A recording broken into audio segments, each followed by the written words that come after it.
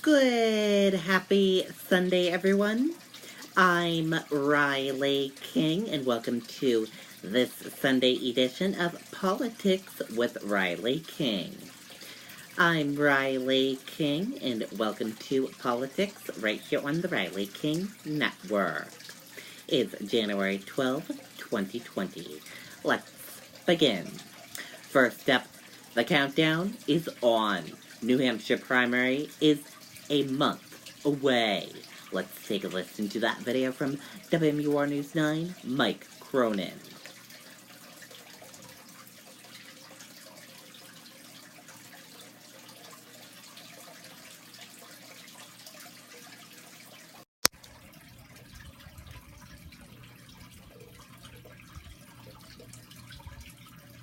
This economy is not working for most of us. There is not one county in the United States of America where someone working full-time at the minimum wage can afford a two-bedroom apartment. The biggest problem in our economy is simple. People are not getting paid enough.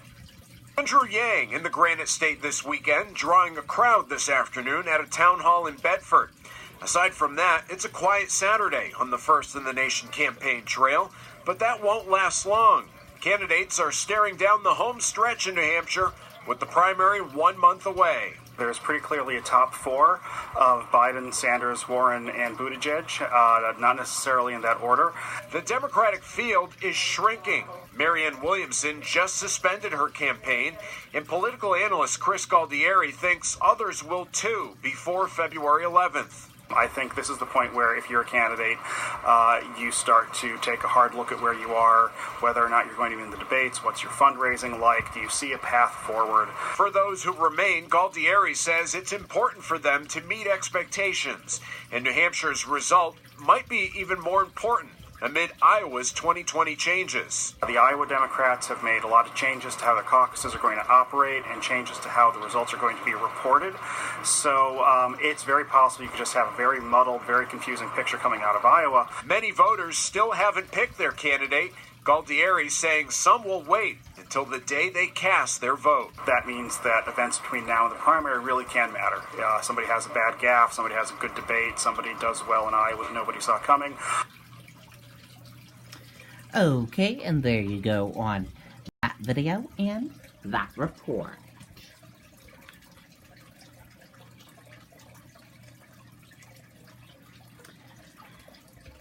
John Distikos, WMUR News 9 political reporter on the primary home stretch. Let's take a listen to that video from WMUR News 9 Close Up.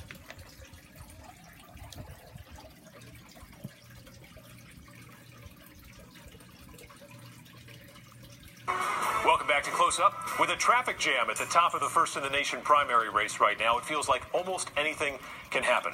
To help us make sense of the hustle and bustle this morning is WMUR political reporter John DeStaso. Good morning. John, thanks for being here. So you've covered these contests since the early 1980s. Dark ages, yes. Seen it all. Mm-hmm. Set the scene for us. This has got to be one of the most jumbled, sort of biggest question mark, cloudiest, foggiest, I'll stop using superlatives and let you talk kind of races we've seen. Everything you said, I would just say yes, that is absolutely the case. There's never really been anything quite like this without a definitive leader. There are 3 to 4 people at the top, if you believe polls. And there's little time, but yet so much time yet for so many different things to happen, ebb and flow, gaffes, more developments on the world stage. Where do we go? Where will we be a month from now, which will be, that would be the day after the primary, but at the same time, what's going to happen in a month? Right. And, of course, the Iowa caucus will come first, right. And that will have a major effect on New Hampshire. At least in the beginning, if I may just quickly say. But don't forget that those 8 days between Iowa and New Hampshire sometimes can be an eternity, because someone can come out of Iowa with a huge boost of momentum. Something can happen anything can happen during those 8 days that could shift the dynamic by the time our voters go to the polls. What about the expectations game? Who is talking about winning and who's talking about, hey, I need to make a splash and finish top 5? The only one that I know that has actually said, I am going to win the New Hampshire primaries was Bernie Sanders. He said that as far back as last summer. Now expectations are beginning to be set. Many candidates will sort of lower expectations for themselves so that they can then spin that they exceeded them. Remember Bill Clinton in 1992. Amy Klobuchar brought that up last week when she said that she just wants to be a headline. She could be, depending upon where she finishes. There will be. The way I look at it is we could have the New England contest, who's going to win between Bernie and Elizabeth Warren, and who's going to be that non-New England candidate. Joe Biden, with everything that's going on in the world stage right now, seems to be benefiting, not that anything's good about what's going on, but from a political standpoint, with his experience in the White House, could have some benefit as someone that people will look at as, being in a position that could handle these foreign policy challenges. Yeah, well, it's going to be something else to watch, and as you mentioned, from international affairs to the impeachment in Washington, this is going to go down to the wire in the biggest way, and it's an honor to be covering it alongside you. Well, same here, Adam. All right. Thank you. So thanks for joining us, and we'll be talking about this plenty in the weeks to come. Okay, and there you go. Crazy how New Hampshire primaries are right around the corner. With a month until primary, candidates hit trail in New Hampshire. Let's take a listen to that video from WMUR News 9, Gene Mackin.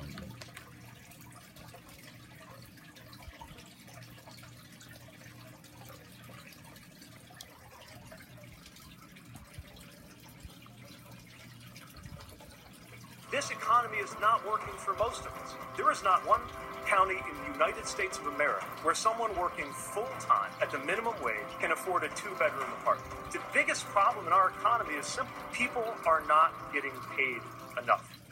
Andrew Yang sized up the crowd inside Peterborough Town Hall. I'm going to give a Trumpian estimate. There are 2,000 people here tonight. Conceding it was closer to 225, he said primary voters play an important role. And Peterborough, you may not know this yet, but you must be the wave. You all are among the most powerful people in our country today. Yang talked term limits, cutting corporate interests, and treatment options in the opioid crisis. We still have these issues. Is it okay if I give you a hug? Oh, you can give me a hug. Offering a hug to a woman who lost her son. Deval Patrick also campaigned in New Hampshire Friday, speaking about the state's community college system in Nashua before 2 more campaign stops. And earlier in the day in Dover, Elizabeth Warren faced down a heckler. You're siding with ISIS! You're siding with Iran! Why are you siding with terrorists for? Why are you siding with terrorists for? After the man was escorted out, she addressed the airstrike. One of the questions I raised just right after this came out is, does this have anything to do with the fact that Donald Trump is right on the eve of an impeachment hearing? Warren has seen her poll numbers fading in New Hampshire, but says she has a massive campaign ground game. I think that there's a lot of energy among Elizabeth Warren supporters. A lot of us are knocking doors. It's going to be raining on Saturday, but I'm going to be out knocking. And you can expect to see a lot of campaigns out knocking on doors in the next few weekends. On Tuesday, it's just 4 weeks until New Hampshire's primary. Live in Peterborough tonight, Gene Mackin, WMUR News 9.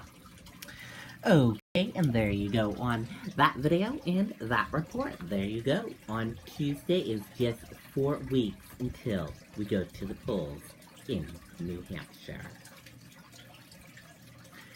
After a close call, Dixville Notch will again vote first in primary. Location nearly didn't have enough residents to qualify for a polling place. Let's take a listen to that video from WMUR News 9, Tim Callery.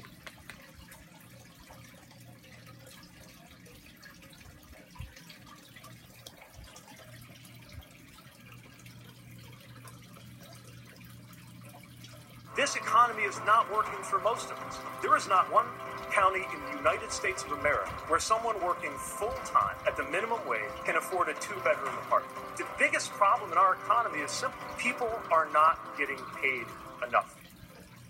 We're the starting gun for the presidential election process. Since 1960, the people of Dixville Notch have cast their ballots in presidential primaries at the stroke of midnight to be the first to vote.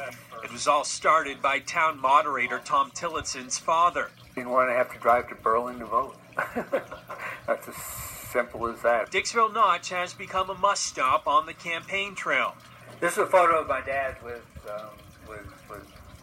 President Reagan. But over the years, the population has dwindled. The closing of the famed Balsams Resort didn't help. Until recently, there were only 4 residents in town, a number that jeopardized the 60-year tradition. It turned out we needed a minimum 5 people to fill the 5 election officials that need to be here in order to have a legal election. However, as of yesterday, Dixville Notch now has enough people after the man behind the redevelopment project of the hotel officially moved here and registered to vote. I'm happy to be part of the tradition. Leslie Auden says it's a decision he thought about for several months. I'm spending more time over here.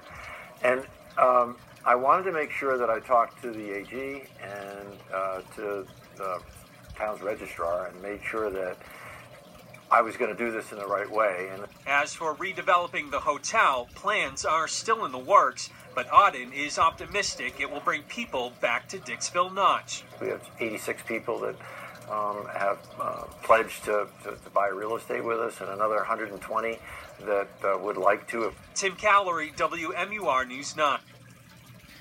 Okay, and there you go on that video and that report.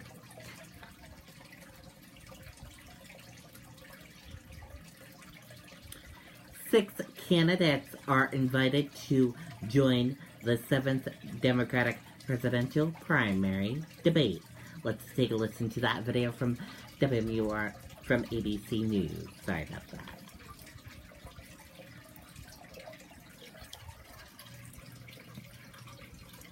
The 2020 race for president, with the new poll indicating Senator Bernie Sanders may be surging in that crowded Democratic Iowa field.